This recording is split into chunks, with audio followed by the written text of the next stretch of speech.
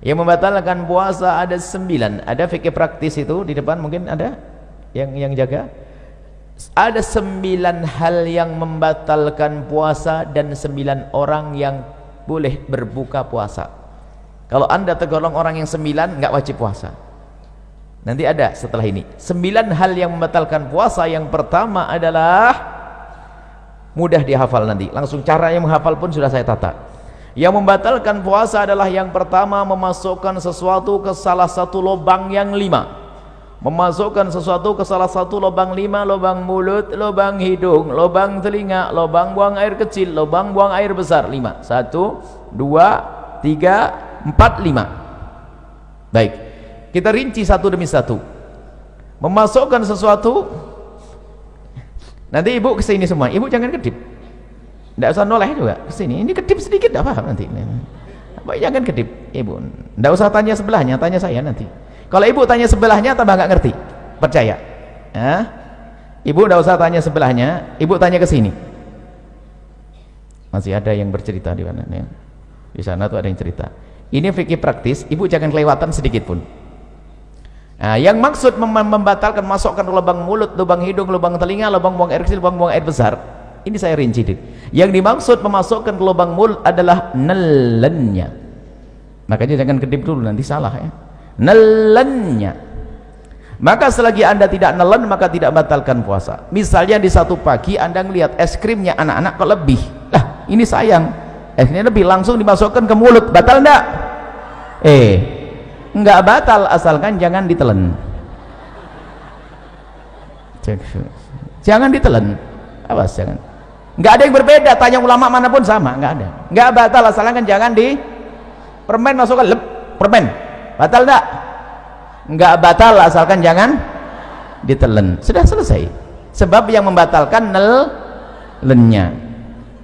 Tapi makruh, iseng banget ya, tambah sakit hati es krim masukkan mulut siang hari bulan Ramadan.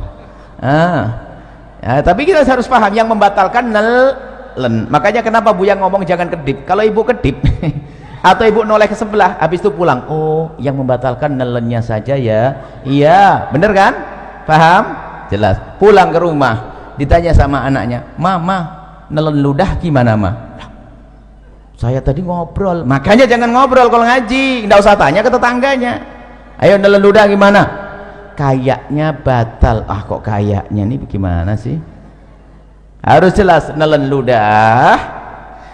ludah itu tidak membatalkan puasa dengan catatan ada 3. Jadi nelen ludah itu tidak membatalkan puasa asalkan ada catatan 3. Yang pertama, ludahmu sendiri.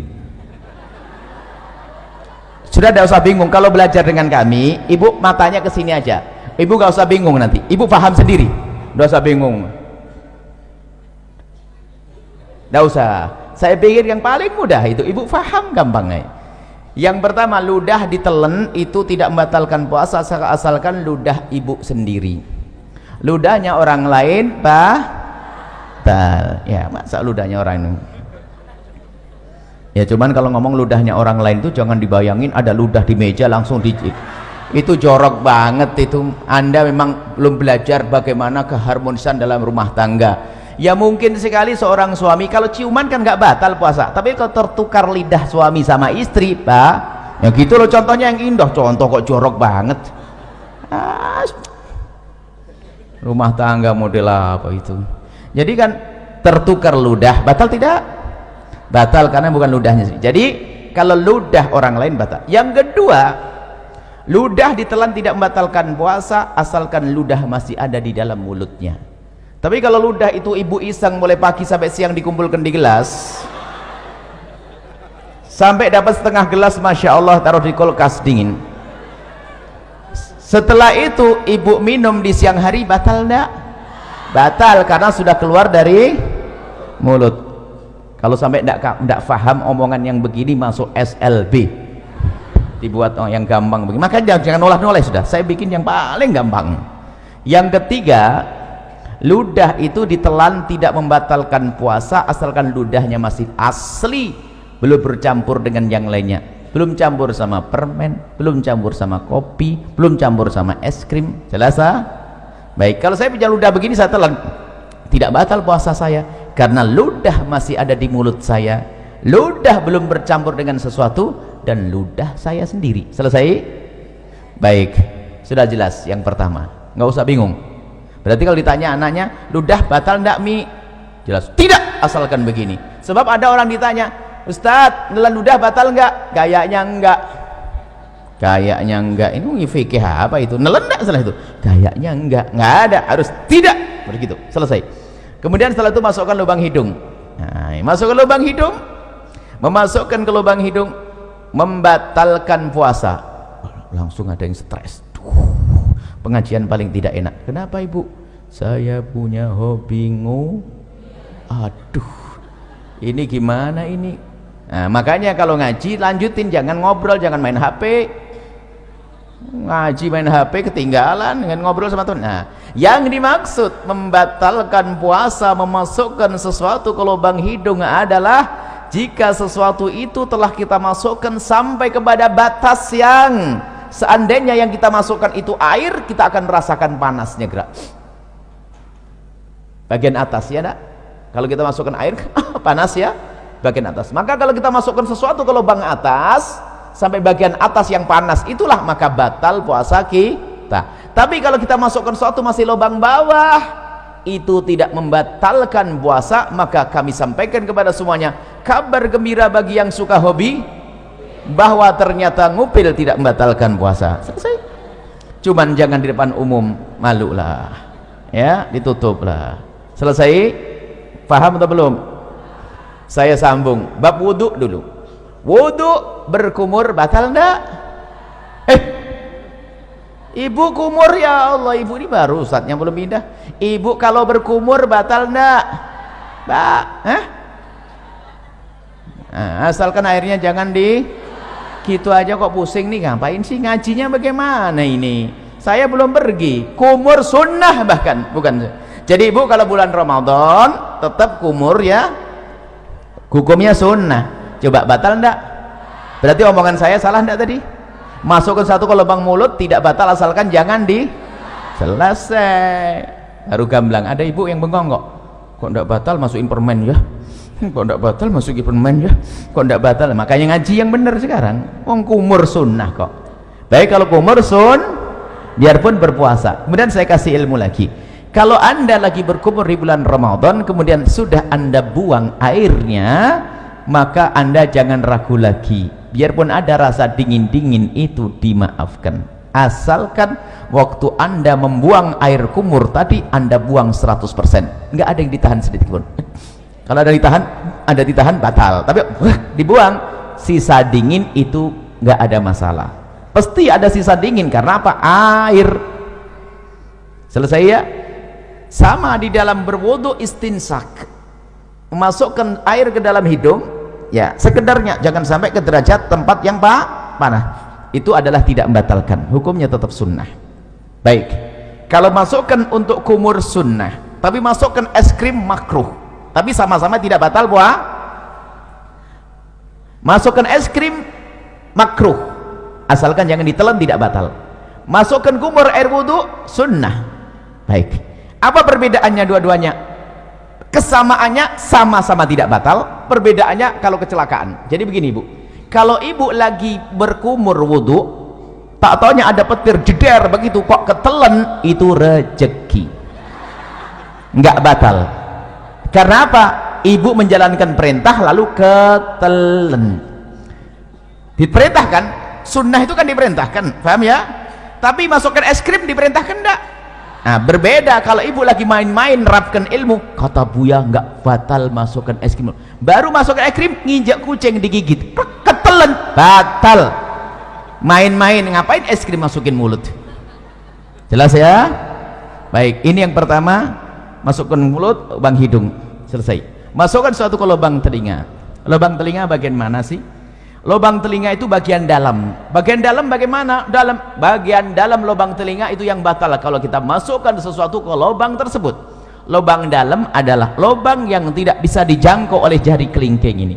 Tapi kalau masih kelingking begini, ini luar. Kalau anda begini kan gatal, anda korek dengan jemari kelingking, tidak batal. Tapi kalau pakai korok kuping masuk ke dalam, batal. Selesai. Ini dalam madhab kita Imam Asy-Syafi'i radhiyallahu ta'ala anhu. Baik, selesai. Lubang depan, lubang belakang. Mohon maaf, ini majelis mulia, agar tidak dirubah menjadi majelis guyonan. Kami himbau kepada para asatidz sekalipun, kalau masuk wilayah-wilayah seperti ini harus waspada. Sebab kalau majelis dijadikan majelis guyonan, akan dicabut berkahnya majelis. Memasukkan suatu ke lubang depan, misalnya seorang laki-laki, mohon maaf, lubang kemaluannya ditetesin air, batal. Atau seorang ibu pakai obat, dimasukkan obat ke dalamnya, obat anti keputihan segala macam, batal. Atau mohon maaf nih, seorang wanita di saat hendak mensucikan diri dari bekas buang air kecil, maka wahai para wanita, hendaknya cukup digosok dengan perut jemari ini. Kalau digosok dengan perut jemari ini sekuat apapun, maka ini masih bagian luar dan tidak batal. Tapi kalau mohon maaf, kalau jemari yang dibelokkan begini masuk ke wilayah dalam, batal puasanya. Maka Allah sudah maha tahu cara mensucikan, cukup dengan perut jemari, tidak usah kena ragu-ragu. Ini biasanya santri yang setengah ngajinya itu ragu-ragu, kena was-was, pengen dimasukkan ke dalam, batal puasanya dan bikin penyakit kotor. Cukup dengan perut jemari, sekuat apapun ini bagian luar, asalkan dengan perut jemari, dibersihkan dengan perut jemari, itu bagian luar, tidak batal puasanya. Jangan sampai gara-gara dengar omongan saya nanti pada nggak bersih diri dari buang air kecil, kacau nanti. Bersihkan dengan perut jemari, selesai. Kemudian untuk lubang belakang sama, bersihkan dengan perut jemari. Kalau ada dibelokkan begini, batal, dimasukkan dengan perut, dengan jemarinya. Selesai, itu yang pertama. Yang kedua, yang membatalkan puasa adalah muntah dengan sengaja. Muntah dengan sengaja.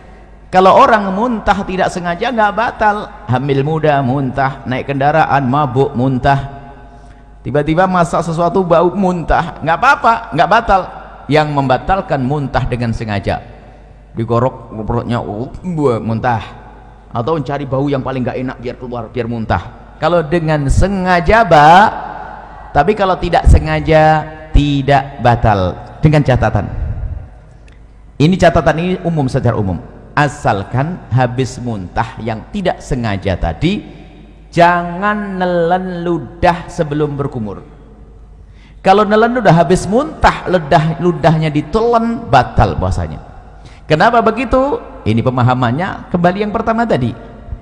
Muntahan dari dalam perut kita itu najis lewat tenggorokan ke mulut. Berarti mulut kita kenapa? Kena najis. Najis itu cara mensucikannya dengan air, bukan dengan ludah. Maka kalau kita meludah 1000 kali biarpun mulut bersih, tetap najis. Maka cara membersihkannya mulut yang terkena najis, cukup ambil air bersih seperti ini, umur, selesai. Maka bagi yang kok muntah tanpa sengaja di siang hari, maka bulan Ramadan, maka bergegaslah mengambil air, jangan telan ludah dulu. Kalau memang meludah, dibuang ludahnya sampai ketemu air, berkumur. Setelah anda kumur sekali, boleh setelah itu ludah ditelan. Kenapa? Karena ludah ditelan menjadi batal puasa kalau habis muntah tadi sebelum berkumur, karena ludahnya sudah tidak murni lagi kayak pertama tadi. Ingat, karena ludah sudah bercampur dengan najis. Selesai ya, mudah dihafal. Yang pertama masuk ke satu ke lubang 5, yang kedua adalah muntah dengan sengaja, mirip muntah dengan itu satu paket. Kemudian yang kedua dan yang ketiga, yang ketiga dan keempat yang membatalkan puasa, yang ketiga adalah berhubungan, bersenggama biarpun tanpa keluar air mani. Cukup bersenggama, seorang suami mohon maaf memasukkan kemaluannya ke istri biarpun baru sebentar lalu ditarik, itu membatalkan puasa. Biarpun sebentar, biarpun tidak keluar mani. Kami hanya membahas urusan suami istri. Bagaimana dengan zina? Sama, zina batal puasa. Naudzubillah. Menggauli kambing batal puasa. Cuman tidak dibahas di sini karena apa? Ya itu orang-orang bukan ahli iman itu, ya enggak? Kita bicara yang halal. Memasukkan bersenggama biarpun tanpa keluar mani, senggama yang sengaja. Ukuran membatalkan bagi seorang suami sederhana. Mohon maaf ini majelis mulia, Jika seorang suami sudah memasukkan semua wilayah kepala kemaluannya, kepalanya saja, ke wilayah wanita, batal puasanya. Tidak harus semua batang kemaluannya, tapi cukup kepalanya saja sudah batal. Awas, ini harus paham di sini, hati-hati. Kemudian bagi seorang wanita berbeda. Kalau wanita tidak harus semua kepala kemaluan suami, tapi cukup kemasukan sedikit saja sudah batal. Kemasukan sedikit sudah batal. Masuk bab yang pertama tadi. Masuk yang pertama tadi, membatalkan suatu, masukkan suatu dengan sengaja. Maka saya ingatkan balik yang pertama. Mohon maaf, wahai para wanita, dicium suami tidak membatalkan puasa. Seorang suami, mungkin suamimu adalah orang yang sangat genit, sering cubit-cubit, gak batal puasa. Termasuk jika suamimu memegang wilayahmu, wahai para wanita, tidak batal puasa. Dengan catatan, asalkan jemarinya tidak dimasukkan. Kalau jemarinya dimasukkan dan anda membiarkan, batal puasa anda. Mohon maaf, ini majelis mulia, tolong diangkat wibawa supaya tidak jadikan bahan guyonan. Kemudian setelah itu, yang ketiga kan bersenggama biarpun tanpa keluar mani. Yang keempat adalah keluar mani dengan sengaja biarpun tanpa senggama. Keluar mani dengan sengaja, mohon maaf, naudzubillah, mungkin dengan onani, dengan apa, sengaja mengeluarkan mani, maka batal puasanya. Tapi kalau keluar mani tanpa sengaja, tidak batal puasa. Mungkin seorang lagi tidur di siang hari, ternyata mimpi basah, dilihat ada air mani, maka tidak batal puasanya. Selesai. Jadi keluar mani tanpa sengaja, biarpun tanpa senggama, selesai. Dapat berapa? 4. Sekarang 5, 6, 7. Biar ngapalnya gampang. 5, 6, 7, haid, nifas, melahirkan. Satu paket. Haid, nifas, melahirkan. Seorang wanita lagi puasa jam 5 sore keluar darah haid, batal puasanya. Seorang wanita yang ahli ibadah biarpun hamil tua tetap puasa. Setelah puasa di hari itu jam 4 sore bayi lahir, batal puasanya. Melah ya nih. Yang pertama adalah haid, yang keempat 5 haid, 6 nifas, 5 melahirkan. Hafalannya harus jelas ini ya. Melahirkan bayi atau bakal bayi. Tolong diingat kalimat bakal bayi di sini. Bayi atau bakal. Kalau bakal bayi itu apa? Keguguran. Jadi kalau keguguran batal enggak? Batal enggak? Hah? Iya, jangan kaget, digituin saja sudah berubah. Kan sudah ngomong bayi atau bakal bayi. Kalau kata bidan, aduh sabar, berarti batal puasanya. Selesai? Dapat 7. Yang ke-8 sendiri. Yang ke-8 adalah hilang akal. Hilang akal. Hilang akal ini ada 3 martabat, ada 3 model. Yang pertama adalah gila. Gila. Kalau ada orang gila, saya tidak bisa nyontohin. Gila itu gimana? Gila, misalnya lagi ngobrol begini kok tiba-tiba gila, batal puasanya. Biarpun gilanya sebentar. Lagi ngobrol tiba-tiba gila sebentar, batal puasanya. Gila membatalkan puasa. Hilang akal martabat yang kedua adalah pingsan. Hilang akal tidak pingsan? Pingsan membatalkan puasa kalau pingsannya itu sehari penuh. Habis sahur pingsan, sadar-sadar isya. Puasanya batal. Karena apa? Pingsannya sehari ini kebalikan dari gila tadi. Tapi kalau kita pingsan kok sempat sadar di siang hari biarpun sebentar, puasanya sah. Contoh, pingsan habis sahur, tak taunya bangun-bangun zuhur, kaget lihat matahari, pingsan lagi dia sampai isya. Puasanya sah atau tidak? Sah atau tidak? Sah, karena sempat sadar biarpun sebentar. Selesai. Hilang akal yang ketiga, tidur. Tidur ini tidak membatalkan puasa biarpun tidurnya sehari penuh. Habis sahur tidur, bangun-bangun isya. Bukan kerbau ini. Kalau kerbau masih suka bangun itu. Kalau ada orang tidurnya kayak begini, tidurnya apa nggak tahu. Bangun habis sahur, tidur bangun-bangun ini, puasanya sah atau tidak? Sah atau tidak? Ya sah lah bu. Ini kan bukan bab sholat ibu, ini bab puasa.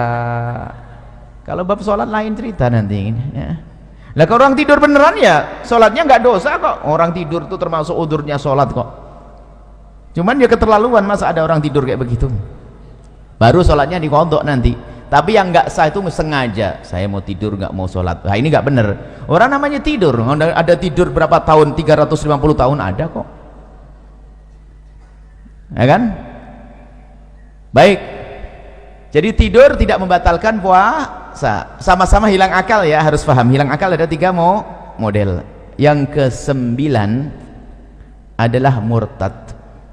Murtad itu misalnya mengatakan Nabi Muhammad bukan Nabi, atau ada Nabi setelah Nabi Muhammad, atau Quran bukan wahyu dari Allah, atau merendahkan syiar, merendahkan adzan, merendahkan puasa, merendahkan haji, merendahkan surga, merendahkan neraka. Itu murtad, keluar dari iman. Kalau orang murtad langsung batal puasanya. Saya urai dari yang pertama. Setelah itu jangan mikir lagi setelah itu apa yang membatalkan. Yang membatalkan hanya 9. Yang pertama masukkan satu ke lubang 5. Kedua muntah. Seiring ya, muntah huruf usar masih di sini kan, lubang 5 kan sini 1 2 3 4 5, muntah masih di sini. Yang kedua muntah. Yang ketiga dan keempat bersenggama dan keluar mani. Bersenggama tanpa keluar mani. Yang keempat keluar mani biarpun tanpa senggama. Hafal? Hafal belum? Kalau tidak hafal tidak dilanjutin ini. 5 6 7 haid, nifas, melahir. Yang ke-8 hilang akal. Selesai. Hilang akal ada 3 model. Yang ke-9 apa? Murtad. Selesai, jangan mikir lagi setelah itu. Nah, kalau nanti ada yang bertanya, yang jawab temannya. Baik, saya coba, saya uji, saya tes.